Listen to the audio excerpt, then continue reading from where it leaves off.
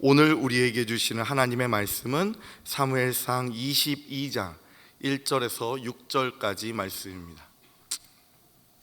사무엘상 22장 1절에서 6절까지의 말씀입니다.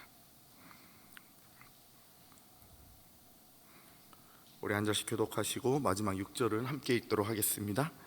그러므로 다윗이 그곳을 떠나 아둘람 굴로 도망하매 그의 형제와 아버지의 온 집이 듣고 그리로 내려가서 그에게 이르렀고, 환난당한 모든 자의 빚진 모든 자와 마음이 원통한 자가 다 그에게로 모였고 그는 그들의 우두머리가 되었는데 그와 함께한 자가 400명 가량이었더라. 다윗이 거기서 모압 미스베로 가서 모압 왕에게 이르되 하나님이 나를 위하여 어떻게 하실지를 내가 알기까지 나의 부모가 나와서 당신들과 함께 있게 하기를 청하나이다 하고, 부모를 인도하여 모압 왕 앞에 나아갔더니 그들은 다윗이 요새에 있을 동안에 모압 왕과 함께 있었더라. 선지자 갓이 다윗에게 이르되 너는 이 요새에 있지 말고 떠나 유다 땅으로 들어가라. 다윗이 떠나 헤레스풀에 이르니라.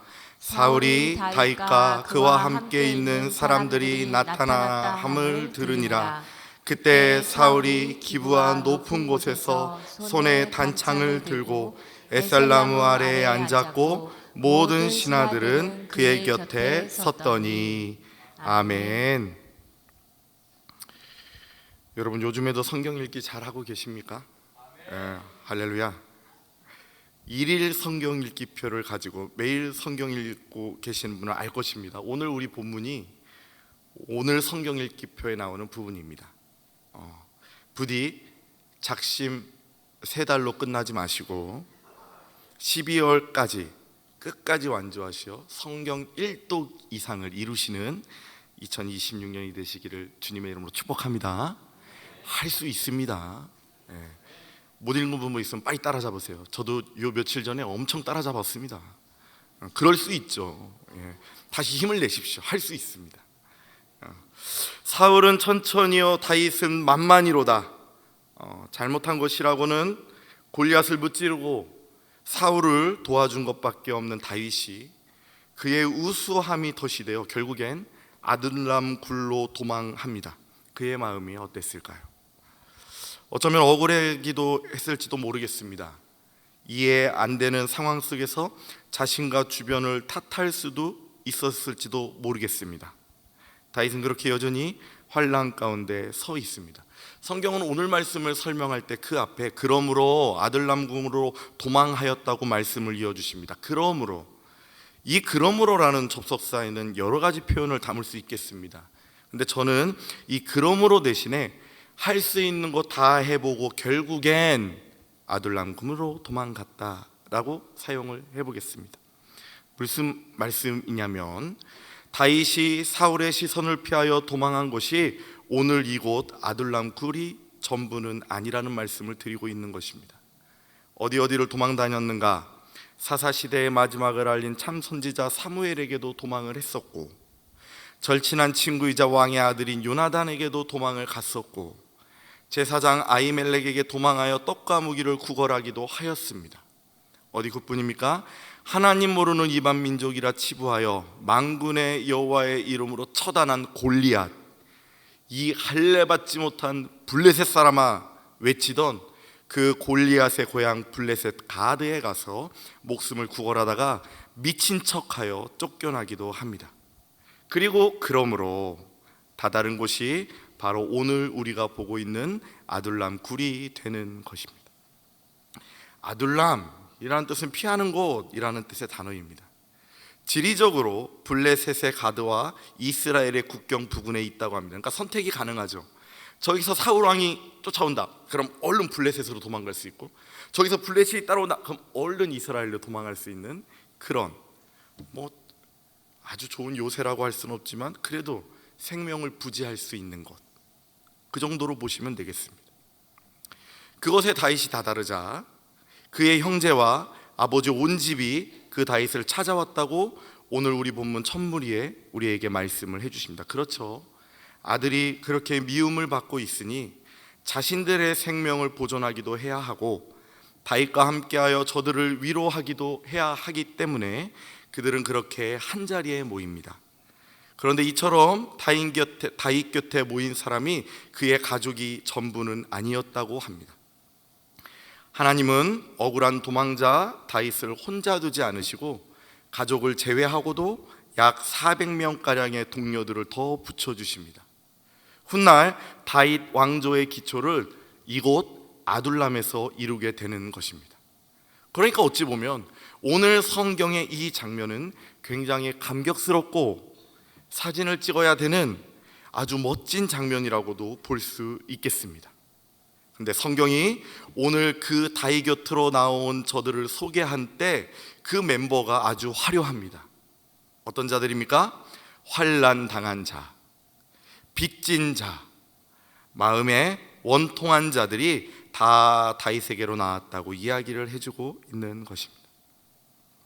다윗은 하나님 마음에 합한 자라는 칭호를 얻은 하나님의 사람이었고 그의 국가는 이스라엘 민족의 역사상 찾아볼 수 없는 영광을 누린 왕국이었습니다.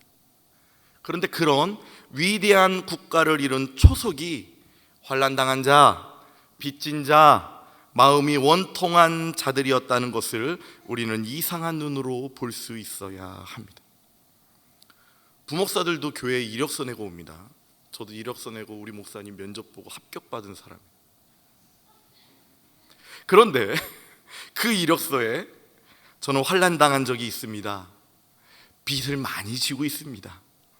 원통한 마음을 마음속에 품고 있습니다 라고 적어낸다면 누가 저를 써줄까요?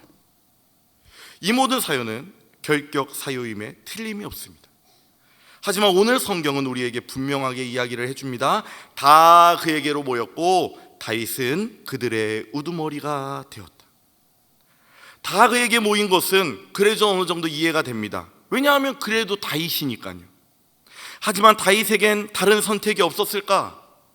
다윗은 왜 친히 저들의 우두머리가 되어준 것일까요? 다윗은 선택의 기로가 없었을까요? 저희 동네에서는 뽑아라고 했는데 여러분 그런 거 해보셨습니까? 예를 들어 축구를 한다고 하면 축구를 제일 잘하는 친구 2명이서 나와서 가위가위보를 하는 거죠. 그 사람을 계속 뽑는 거예요. 여러분들은 그럴 때 몇 번 정도에 뽑히십니까? 여러분들이 뽑히면 같은 팀이 환호를 부릅니까? 아니면 고개를 숙입니까? 뽑은 기회가 있다는 거죠. 이전에 과일 장사하시는 분이 해주신 말씀이 있는데 사과 한 박스를 딱 열어놓고 낱개로 팔면요 정말로 처음부터 끝까지 고른다고 합니다. 30개 있을 때에도 제일 좋은 거 골라갑니다. 마지막 2개 남았을 때도 기어코 재보고 좋은 거 가져간다고 합니다. 정말 사람들은 끝까지 좋은 거 선택하는구나 라는 생각을 드는데 다윗에게는 그런 기회가 없었을까요? 기껏 그 어렵고 힘든 상황 가운데 쫓기고 모인 그곳에서 마주한 사람들이 환난당한 자, 빚이 많은 자, 원통함을 소유하고 있는 자들이라고 할 때 다윗은 그들을 어떻게 품고 그들의 우두머리가 될 수 있었던 것일까요? 많은 생각을 하게 됩니다. 여러분, 교회는 어떤 것일까요? 그리고 신앙은 무엇일까요? 한 교회가 있었습니다. 아니, 지금도 있습니다. 어디라고 얘기는 안 하겠어요. 제가 눈으로 확인한 이야기는 아니지만 그곳에 출석하시던 목사님에게 들은 실화입니다. 꽤 규모 있는 교회입니다. 어느 날 그 교회에 사람들이 찾아옵니다. 화류계 여성들이었어요. 술집에서 영업하시는 여성분들이. 어떻게 전도되었는지는 모르겠습니다. 여튼 단체로 왔습니다. 그랬더니 재미난 일이 벌어집니다. 교회가 하나가 돼요. 권사님들이 의기투합을 합니다. 그러더니 그녀들을 다 내어 쫓았습니다. 이유는 자녀들 교육상 좋지 않다, 경건하지 못한 직업을 가지고 있다, 그 직업을 정리하고 와라 등이었습니다. 이해는 됩니다. 그리고 저라면 어떻게 했을까 고민할 때 쉽지가 않아요. 그러면서 한편으로 마음이 참 애려옵니다. 사랑하는 여러분, 교회는, 오늘날의 교회는, 우리가 생각하고 있는 교회는 아둘람굴일까요? 아니면 사울 왕궁일까요? 오늘 성경 말씀 6절 말씀을 잘 보세요. 사울이 위대한 에셀나무 아래에 앉아 있습니다. 옆에는 큰 칼을 차고 있습니다. 그러면서 재고 있습니다. 내 말을 듣는 자, 내 말을 못 듣는 자, 내 마음에 드는 자, 내 마음에 들지 않는 자, 그 자가 남녀노소 어떤 사람이어도 상관없습니다. 심지어 제사장이라고 해도 상관없습니다. 내 마음에 들지 않고 내가 생각하는 대로 움직여주지 않으면 그는 죽음을 당하게 되어 있습니다. 환난당한 자, 비침하는 자, 마음에 원통함이 있는 자, 어떤 이들은 바보처럼 끌어안아주고 있는데 어떤 사람은 칼로 난도질을 하며 재고 있고 잘라내고 있습니다. 오늘 성경은 이 장면을 통해 아둘람 굴과 사울의 아주 너무나도 대조적인 모습을 우리에게 리얼하게 보여주고 있습니다. 그러면서 우리에게 질문합니다. 과연 교회는 어떤 곳인가 하고 말입니다.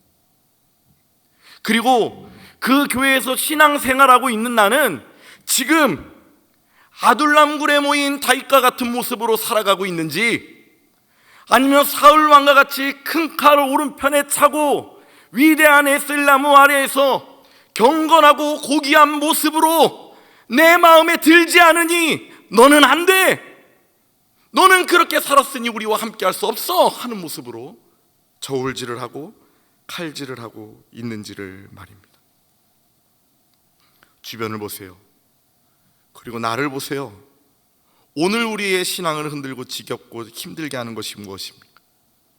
교회 안에서 하나님께 신앙생활할 때 여러분들을 힘들게 하고 아프게 하는 것이 무엇입니까? 하나님입니까? 아닐걸요. 아마 주변에 있는 사람들 아닙니까? 왜 힘듭니까? 그 사람들 때문에 왜 힘듭니까? 내게 편한 사람, 내게 좋은 사람, 내가 함께하고 있을 사람이 아니라 나와 다른 사람, 나를 불편하게 하는 사람, 그 사람을 밀어내고, 아니 부정하고 비난하고 분류하고 무시하고 있기 때문에 지금 여러분은 힘들고 있지 않은 것입니까? 성경에서는 복 있는 사람은 가난한 사람이고 애통하는 자이고 온유하는 자이고 의에 줄이고 목마른 자라고 목소리 높여 이야기를 해주시는데, 요즘 이런 사람 어디에 쓰나요? 부유한 자만 오세요. 의를 완성한 사람만 오세요. 각오되어 있는 사람만 오세요. 내 마음에 쏙 드는 사람만 오세요 하며 여러분들의 주변을 차갑게 만들고 있지는 않습니까? 주의 자녀된 성도 여러분, 하나님의 그 큰 은혜와 사랑으로 천국에 권속된 성도 여러분, 오늘 말씀을 근거로 여러분에게 권면해 드립니다. 교회는 나누는 곳이 아닙니다. 교회는 모으는 곳입니다. 교회는 돌려보내는 건 아닙니다. 교회는 품어주는 곳입니다. 반드시 명심하시는 가운데 모이기에 힘을 다하고 안아주기에 힘을 다하는 우리 모두가 되기를 주님의 이름으로 축복합니다. 다 안아주세요. 무조건 안아주세요. 아둘람굴에 있는 다윗처럼 환난당했어도 빚진 자여도 마음의 원통함을 품고 있어도 어떤 상처, 어떤 힘든 가운데 있어도 그들을 안아줄 수 있는 용기가 저와 여러분에게 있기를 간절히 소망합니다. 참 어렵죠. 100번을 다짐하고 1000번을 결심해도 그 사람, 그 상황 앞에 서면 우리는 바로 무너져 버립니다. 그런데 다윗은 어떻게 친히 그들의 우두머리가 되어줄 수 있었을까요? 어떻게 다윗은 아무렇지 않게 저 오합지졸들의 대장을 자처할 수 있었던 것일까요? 하는 마음으로 성경을 들여다보니까 지금 상황 가운데 있는 다윗의 마음의 자세를 보여주는 말씀이 딱 나옵니다. 하나님이 나를 위하여 어떻게 하실지를 내가 알기까지. 다시 한번, 하나님이 나를 위하여 어떻게 하실지를 내가 알기까지. 하나님, 그는 지금 하나님을 기다리는 자의 모습으로 살고 있습니다. 무슨 말입니까? 지금 다윗의 눈에는 부족한 인생들이 보이는 것이 아니라 하나님을 바라보고 있다는 말씀이 되는 것입니다. 오늘날을 찾아온 저들의 연약함과 부족함이 다윗의 눈에 보이는 것이 아니라 오늘 저들을 나와 만나게 하시고 큰 일을 행하실 하나님을 인정하고 있다는 말이 되는 것입니다. 하나님을 바라보고 있다는 말이 되는 것입니다. 하나님을 온전히 신뢰하고 있다는 말이 되는 것입니다. 사랑하는 여러분, 우리가 교회에 왜 나옵니까? 사람 만나러 나옵니까? 사람도 만나야죠.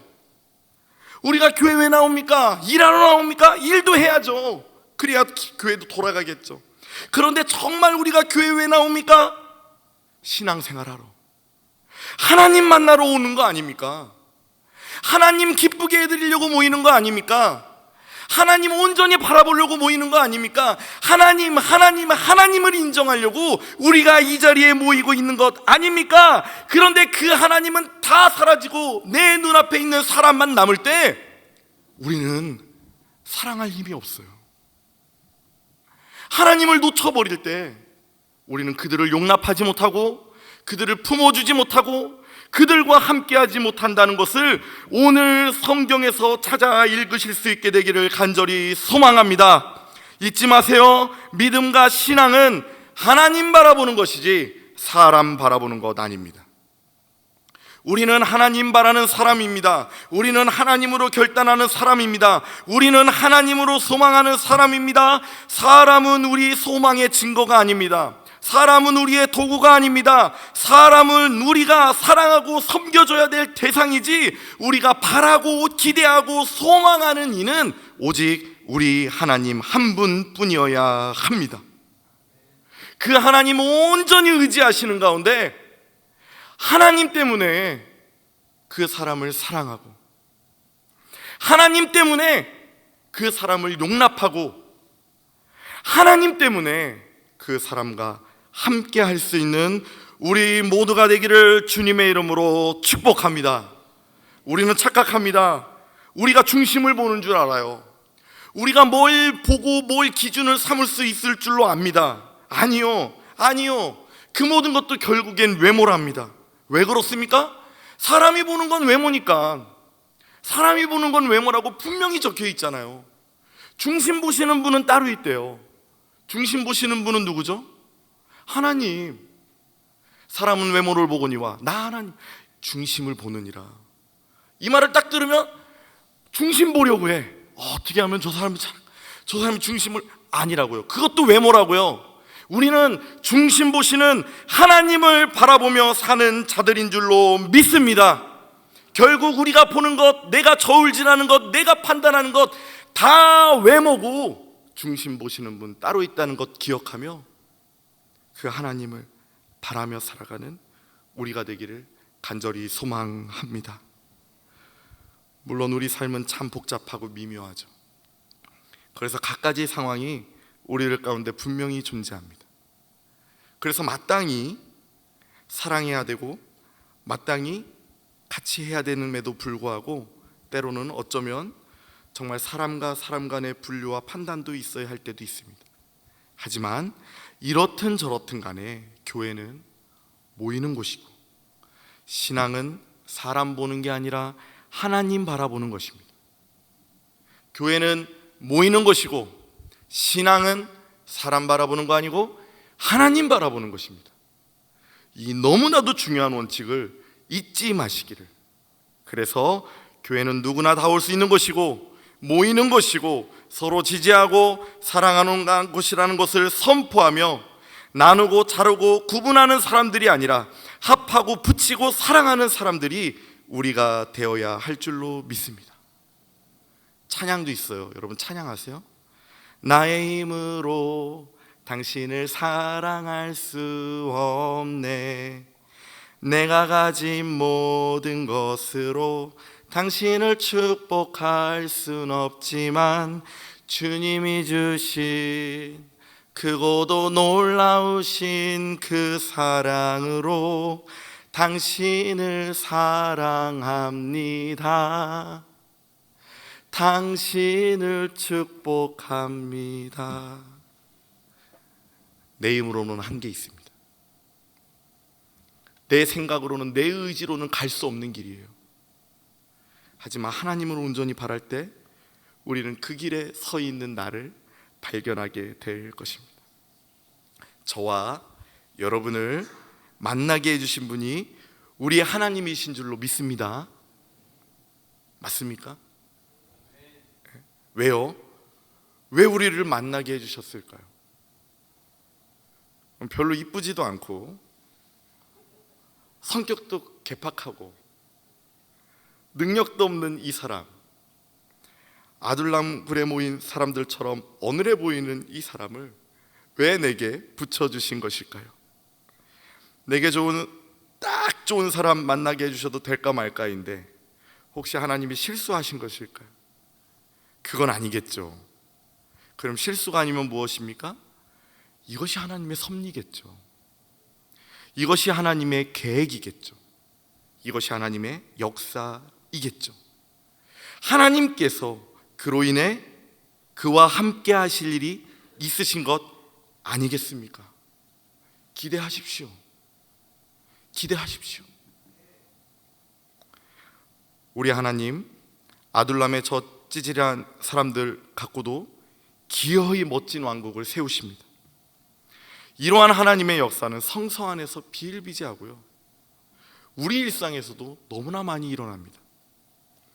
전쟁의 폐허 속 대한민국도 저 나라의 민주주의가 꽃피는 것을 기대하는 것보다 쓰레기통에서 장미꽃이 자라는 것을 기대하는 것이 낫다 하는 소리를 듣던 우리 민족도 하나님이 열방의 손가락으로 꼽을 수 있는 나라로 만들어 주셨습니다. 모두가 이야기를 합니다. 이 모든 것이 하나님의 은혜라고 말입니다. 인정하십니까? 정말 인정하십니까? 그렇다면 정말 그 고백이 우리의 고백이 맞다면 이제 그만 나의 판단과 재단은 내려놓고 하나님의 역사하심을 신뢰하며 오늘도 내게 주어진 모든 상황과 이 사람들을 품으며 사랑하며 아름다운 의의를 이뤄야 하는 것이 아닐까요? 약한 자를 들어 강한 자를 부끄럽게 하시고 하나님을 신뢰하고 의지하는 자를 기뻐하시는 우리 하나님께서 가장 좋은 것으로 우리 가운데 채워주실 줄로 믿습니다. 우리 교회가 사흘왕궁이 아니라 아둘람굴이 되기를 원합니다. 우리 가정이 위대한 에셀나무가 아니라 사자굴에 손 놓고 장난쳐도 물지 않는 천국이 되기를 원합니다. 비록 내 눈으로 볼 때 부족하고 연약한 것 투성이지만 하나님의 은혜의 눈으로 바라본다면 그 자리가 기쁨이고 사랑이고 감사가 된다는 것 다시 한번 확인해 보시는 가운데 하나님의 그 놀라운 사랑으로, 하나님의 그 놀라운 은혜로 든든히 서 나아가시는 여러분이 되시길, 그가 누구일지라도 뜨겁게 끌어안아 줄 수 있는 여러분 주변의 온도를 높이시며 나아가는 여러분이 되시기를 주님의 이름으로 축복합니다. 누가복음 5장에 보시면 예수님께서 레이를 부르시는 장면이 나옵니다. 레이는 세리죠. 예수님께서 사회적으로 비판받는 레이와 그 친구들과 자신의 집에서 큰 잔치를 벌이는 장면을 보자 거룩한 바리새인들과 서기관들이 저들을 비방했다고 합니다. 그때 우리 주님이 이 주옥 같은 말씀을 하세요. 예수께서 대답하여 이르시되 건강한 자에게는 의사가 쓸데없고 병든 자에게라야 쓸데있나니 내가 의인을 부르러 온 것이 아니요 죄인을 불러 회개시키러 왔노라. 우리도 다 죄인이었습니다. 나밖에 모르고 행하는 모든 것이 악뿐이고 이기적인 나였습니다. 그런 나를 하나님이 만나주신 것이죠. 마음에 화도 많았어요. 승부욕도 많아가지고 지지 않으려고 얼마나 울고불고 때를 쓰고 암달을 냈는지 모르겠습니다. 그런 나를 하나님이 만나주셔서 그래도 사람 노릇하게 해주셨습니다. 나를 위해 기도해 주던 청년부 목사님이 계셨고 함께 교제하며 이야기 나누던 형제 자매들이 있어서 가능했습니다. 하나님 없이, 주변에 도움 없이 이 자리에 온 사람 저를 포함해서 아무도 없습니다. 하나님이 붙여주시고 하나님이 기다려주시고 함께 해주셔서 우리가 여기 죄인된 우리가 거룩한 자녀라 이름 붙이며 살아갈 수 있게 되었습니다. 소망합니다. 오늘 다윗과 같이 그것이 누구이든지 내게 주신 하나님의 사람들을 사랑하고 지켜주는 우리가 되기를 간절히 소망합니다.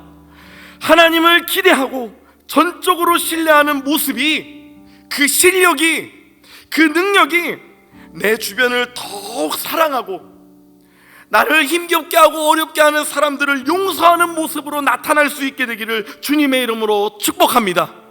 그게 믿음의 실력이고 그것이 신앙의 삶이라는 것, 다시 한번 오늘 말씀을 통해 발견하시는 가운데 하나님 온전히 바라시고 나를 사랑하여 주시는 하나님의 사랑으로 여러분들의 주변의 모든 이들 다 끌어안으시며 아둘람군 이스라엘의 초석을 이루었던 그 놀라운 역사를 써내려 가시는 우리 모두가 되기를 간절히 소망하는 마음을 담아 이 귀한 말씀을 전해 드립니다.